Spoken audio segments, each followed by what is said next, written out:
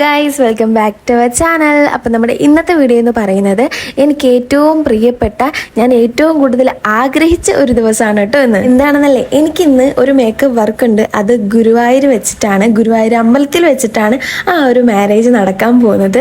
അതുകൊണ്ട് തന്നെ എനിക്ക് ഏറ്റവും വലിയ ആഗ്രഹമായിരുന്നു ഞാൻ ചെയ്യുന്ന ഒരു മേക്കപ്പ് വർക്ക് ഗുരുവായൂർ വെച്ചിട്ട് ആ ഒരു കല്യാണം നടക്കണം, അല്ലെങ്കിൽ ഗുരുവായൂർ വെച്ച് നടക്കുന്ന ഒരു കല്യാണത്തിൻ്റെ മേക്കപ്പ് വർക്ക് ചെയ്യാനുള്ളൊരു ഭാഗ്യം എനിക്ക് ഉണ്ടാവണം എന്നുള്ളത് ഒരുപാട് കാലത്തൊരാഗ്രഹമായിരുന്നു.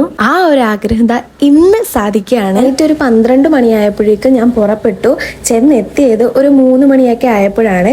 അപ്പം തന്നെ എല്ലാ കാര്യങ്ങളും അറേഞ്ച് ചെയ്ത് വെച്ചിട്ട് ഞാൻ സ്റ്റാർട്ട് ചെയ്തു. ഇത് വീഡിയോയിൽ വരാൻ അധികം താല്പര്യം ഇല്ലാത്തതുകൊണ്ട് ഒരുപാട് ക്ലിപ്സ് ഒന്നും ഞാൻ ആഡ് ചെയ്യുന്നില്ല. ചെല്ലുമ്പോൾ തന്നെ സ്റ്റാർട്ട് ചെയ്യണം എന്നായിരുന്നു ഞാൻ ഓൾറെഡി പറഞ്ഞിട്ടുണ്ടായിരുന്നത്. പക്ഷെ ആള് ഞാൻ ചെന്നപ്പോൾ ഉണർന്നിട്ടേ ഉണ്ടായിരുന്നുള്ളൂ. അതുകൊണ്ട് തന്നെ കുറച്ച് ലേറ്റായി.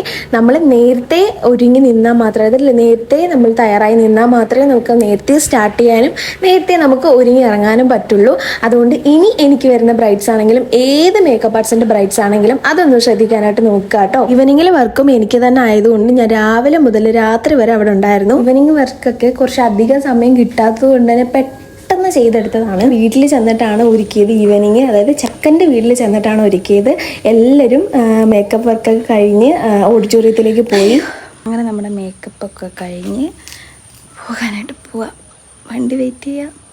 എനിക്ക് ഗുരുവായൂർ അമ്പലത്തിൽ പോകണം എന്നുണ്ടായതുകൊണ്ട് ഞാൻ അവരുടെ കൂടെ പോയില്ല, എന്നെ വിളിച്ചിട്ടുണ്ടായിരുന്നു. വഴിക്ക് ഈവനിങ് ഒരു വടയും ചായ കുടിച്ചിട്ടാണ് പോയത്. എന്നിട്ട് നേരെ കുളിച്ചൊരുങ്ങി ഗുരുവായൂർ അമ്പലത്തിലേക്ക് പോയി. എനിക്ക് ഏറ്റവും വലിയ ട്വിസ്റ്റ് നടന്നത് ഇവിടെ ആയിരുന്നു. പറഞ്ഞാൽ 9 മണി വരെ ഗുരുവായൂരമ്പലം ഓപ്പൺ ആണ്. പക്ഷെ അന്നത്തെ ദിവസം 7 മണിക്ക് ക്ലോസ് ചെയ്തു. അതുകൊണ്ട് എനിക്ക് ഗുരുവായൂരപ്പനെ കാണാൻ പറ്റിയില്ല.